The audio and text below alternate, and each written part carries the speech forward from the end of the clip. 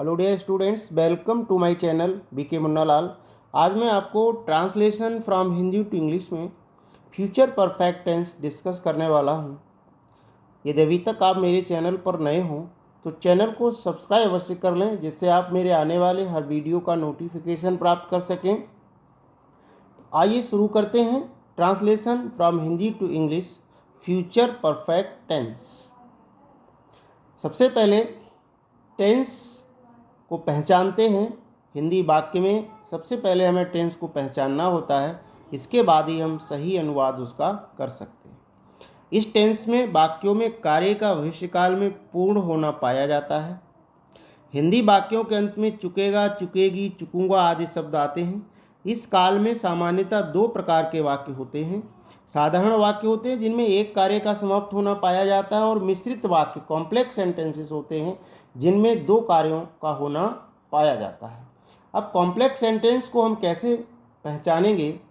ऐसे वाक्यों में, कॉम्प्लेक्स सेंटेंसेस में दो कार्यों का वर्णन होता है, जिसमें से एक कार्य भविष्य में दूसरे कार्य के आरंभ होने से पहले ही समाप्त हो जाता है।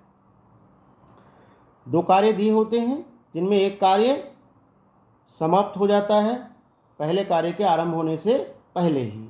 तो अब हम इसको समझते हैं। अफर्मेटिव सेंटेंसेस, सकारात्मक वाक्यों का अनुवाद समझेंगे। सिंपल सेंटेंसेस में साधारण वाक्यों का अनुवाद जिसमें एक कार्य समाप्त होता है, पूरा होता है।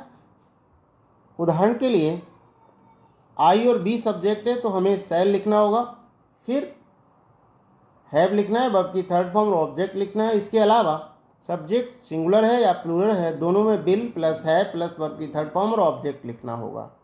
उदाहरण के तौर पर हम देखते हैं, मैंने मैच देख लिया होगा। आई शैल है वॉच द मैच। सीमा खाना खा चुकी होगी। Seema will have eaten the food. अब कॉम्प्लेक्स सेंटेंसेस को देखेंगे, मिश्रित वाक्यों को देखेंगे।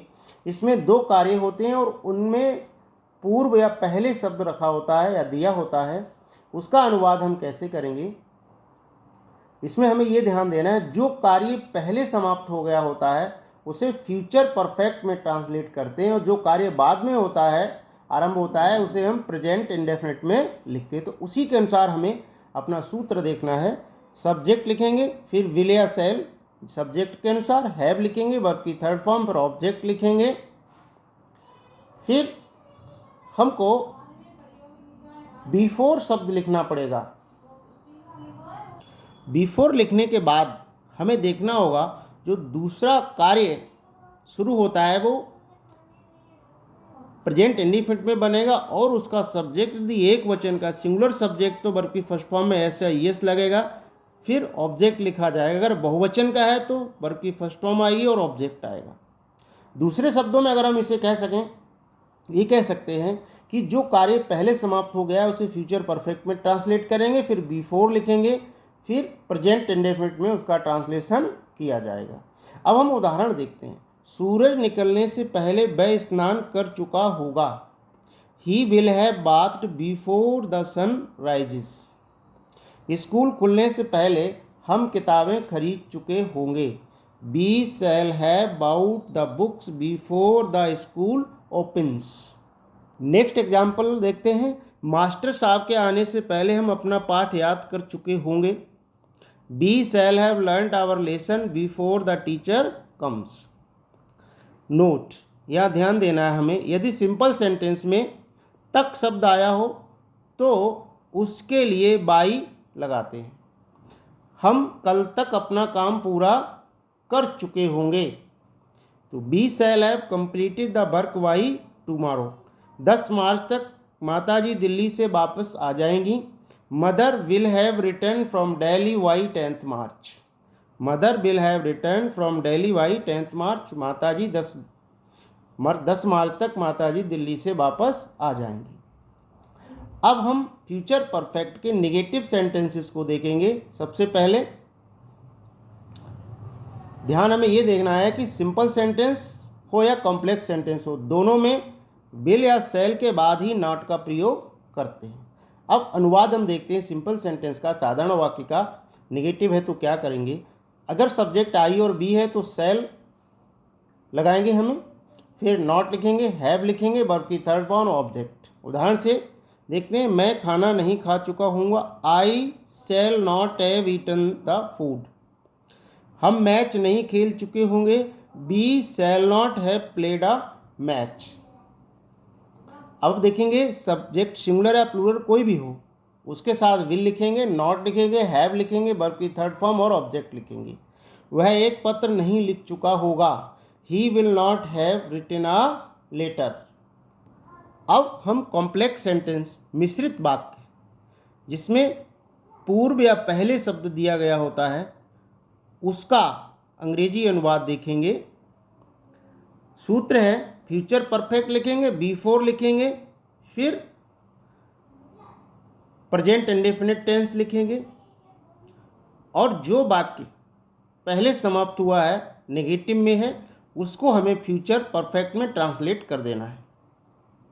दूसरी तरह से हम देख सकते हैं, सब्जेक्ट लिखेंगे, फिर विल या शैल सब्जेक्ट के अनुसार, फिर नॉट, हैव, वर्ब की थर्ड फॉर्म, ऑब्जेक्ट, बिफोर के बाद जो कार्य बाद में आरंभ होता है उसके सब्जेक्ट के अनुसार उसे प्रेजेंट इंडेफिनिट में बनाएंगे। सब्जेक्ट सिंगुलर है तो वर्ब की फर्स्ट फॉर्म में ऐसा एस जोड़ेंगे, या फिर ऑब्जेक्ट लिखेंगे, और बहुवचन है तो फर्स्ट फॉर्म लिखेंगे क्रिया की और ऑब्जेक्ट लिख देंगे। अब हम उदाहरण देख लेते हैं। क्या उदाहरण देखते हैं, हम सूरज छिपने से पहले मैच नहीं देख चुके होंगे। अब हम मैच नहीं देख चुके होंगे, इसे हमें पहले लिखना होगा, we shall not have watch the match before the sun sets. Rail चलने से पहले यात्री नहीं पहुंच पाए होंगे, the passengers will not have reached the station before the train starts. मैं सूरज निकलने से पहले घर नहीं पहुंच चुकूंगा, I shall not have reached home before the sun rises. अब हम इनके इंटेरोगेटिव सेंटेंसेस को देखेंगे। इंटेरोगेटिव सेंटेंसेस में दो तरह के प्रश्न रहते हैं, एक तो टैग क्वेश्चंस और दूसरे प्रश्नवाचक शब्दों वाले प्रश्न। तो सबसे पहले सिंपल सेंटेंसेस, साधारण वाक्यों वाले जो क्या से आरंभ होते हैं। इनमें क्या करना होगा, हमें सब्जेक्ट के अनुसार उससे पहले विल या शैल का प्रयोग करना है, फिर सब्जेक्ट लिखना है, हैव लिखना है, वर्ब की थर्ड फॉर्म और ऑब्जेक्ट लिख देना है। उदाहरण देखते हैं, क्या वह एक पत्र लिख चुका होगा। ये सिंपल सेंटेंस है, will he have written a letter. क्या हम बाजार जा चुके होंगे, shall we have gone to the market. क्या रोहन किताबें खरीद चुका होगा, will Rohan have bought books. अब हम देखेंगे क्वेश्चंस विद क्वेश्चन वर्ड्स, प्रश्नवाचक शब्दों वाले प्रश्नों को हम कैसे बनाएंगे। सबसे पहले सब्जेक्ट के अनुसार हमको ये देखना होगा कि उस वाक्य का सब्जेक्ट क्या और क्वेश्चन वर्ड क्या आया है, कौन सा क्वेश्चन वाचक प्रश्नवाचक शब्द है, क्यों, कब, कैसे, जो भी आया है। तो सबसे पहले उसी क्वेश्चन वर्ड को लिखेंगे, फिर सब्जेक्ट के अनुसार विल या शैल लिखेंगे, सब्जेक्ट लिखेंगे, हैव, वर्ब की थर्ड फॉर्म और ऑब्जेक्ट, क्वेश्चन मार्क लगाएंगे। गोपाल इस समय तक कहाँ पहुँच चुका होगा, where will Gopal have reach this time. हम एक मैच खेल चुके होंगे, वाई, हम एक मैच क्यों खेल चुके होंगे, why shall we have played a match. अब हम कॉम्प्लेक्स सेंटेंसेस, जिसमें पूर्व या पहले शब्द दिया होगा, उनके टैग क्वेश्चंस और क्वेश्चंस विद क्वेश्चन वर्ड कैसे बनाएंगे। तो सबसे पहले टैग क्वेश्चंस को देखते हैं, क्या से आरंभ होने वाले प्रश्नों को देखेंगे। तो उनमें सब्जेक्ट के अनुसार हमें विल या शैल सबसे पहले लिखना है, फिर सब्जेक्ट, फिर हैव, वर्ब की थर्ड फॉर्म, ऑब्जेक्ट, फिर बिफोर। फिर हमें ये लिखना होगा कि सिंगुलर सब्जेक्ट है तो वर्ब की फर्स्ट फॉर्म में एस ऑब्जेक्ट, और बहुवचन में है तो वर्ब की फर्स्ट फॉर्म और ऑब्जेक्ट लिखकर क्वेश्चन मार्क लगा देना है। उदाहरण देखते हैं, क्या वह मेरे आने से पहले सो चुका होगा, will he have slept before I come. क्या वर्षा होने से पहले हम घर पहुंच जाएंगे, shall we have reached home before it rains. अब क्वेश्चंस विद क्वेश्चन वर्ड्स, प्रश्नवाचक शब्दों वाले प्रश्नों को देखेंगे कैसे बनाते हैं। तो सबसे पहले जो प्रश्नवाचक शब्द हिंदी वाक्य में आया है उसकी अंग्रेजी सबसे पहले लिखेंगे, फिर विल या शैल सब्जेक्ट के अनुसार, फिर सब्जेक्ट लिखेंगे, हैव लिखेंगे, वर्ब की थर्ड फॉर्म, ऑब्जेक्ट और बिफोर लिखेंगे। फिर से देखेंगे जो कार्यवाद में आरंभ हो रहा है वो उसका सब्जेक्ट एक वचन का है तो वर्ब की फर्स्ट फॉर्म में ऐसा एस जोड़ा जाएगा, ऑब्जेक्ट लिखेंगे, क्वेश्चन मार्क लगाएंगे। अगर वो बहुवचन में है सब्जेक्ट, प्लूरल सब्जेक्ट है, केवल वर्ब की फर्स्ट फॉर्म लगेगी, ऑब्जेक्ट लिखेंगे, क्वेश्चन मार्क लगा देंगे। अब उदाहरण देखते हैं, सोने से पहले उसने क्या खाया होगा, what will he have eaten before he sleeps. खाना खाने से पहले वह एक पत्र क्यों लिख चुका होगा। Why will he have written a letter before he eats food. अब इंटेरोगेटिव निगेटिव सेंटेंसेस को देखेंगे। प्रश्नवाचक नकारात्मक वाक्य कैसे बनते हैं, टैग क्वेश्चंस। सबसे पहले विल या सेल, फिर सब्जेक्ट, फिर नॉट, फिर है, वर्ब की थर्ड फॉर्म, फिर ऑब्जेक्ट। ये सिंपल सेंटेंसेस का सूत्र है जो हमारे सिंपल क्वेश्चंस होते हैं जिसमें एक कार्य दिया होता है। क्या वह अपना काम खत्म नहीं कर चुकी होगी। Will she not have finished her work. Second example है, क्या हम एक मैच नहीं खेल चुके होंगे। Shall we not have played a match. अब हम देखिए क्वेश्चन वर्ड वाले प्रश्नवाचक शब्द जिन हिंदी वाक्यों के हिंदी प्रश्नों के बीच में दिए होते हैं उनका अंग्रेजी अनुवाद कैसे करेंगे। तो हमें सबसे पहले उसी क्वेश्चन वर्ड की अंग्रेजी पहले लिखना है। सब्जेक्ट के अनुसार विल या सेल लिखेंगे, फिर सब्जेक्ट लिखेंगे, फिर सब्जेक्ट के बाद नॉट लिखेंगे, फिर है, वर्ब की थर्ड फॉर्म, ऑब्जेक्ट, प्लस इसमें हमें फिर बिफोर लिखना होता है जो कि बहुत ही महत्वपूर्ण होता है। बिफोर के बाद जो कार्य बाद में प्रारंभ होता है वह प्रेजेंट इंडिफिनिट में बनता है। उसमें सिंगुलर सब्जेक्ट है तो वर्ब की फर्स्ट फॉर्म में एस ईएस लिखा जाएगा, फिर ऑब्जेक्ट लिखा जाएगा। अगर वो बहुवचन है तो फर्स्ट फॉर्म आएगी और ऑब्जेक्ट लिखा जाएगा और प्रश्नवाचक वाक्य लिख देंगे। उदाहरण से हम क्लियर इसको करते हैं। क्या गाड़ी छूटने से पहले वह स्टेशन नहीं पहुंच चुकेगा। Will he not have reached the station before the train departs. ये टैग क्वेश्चन है, उसका टैग क्वेश्चन का नेगेटिव है जिसमें दो कार्य होंगे। तो पिताजी के आने से पहले वे अपना पाठ क्यों नहीं याद कर चुकी होगी। Why will she not have learned her lesson before the father comes. प्रधानाचार्य के आने से पहले हम विद्यालय क्यों नहीं पहुंच चुके होंगे। प्रधानाचार्य के आने से पहले हम विद्यालय क्यों नहीं पहुंच चुके होंगे।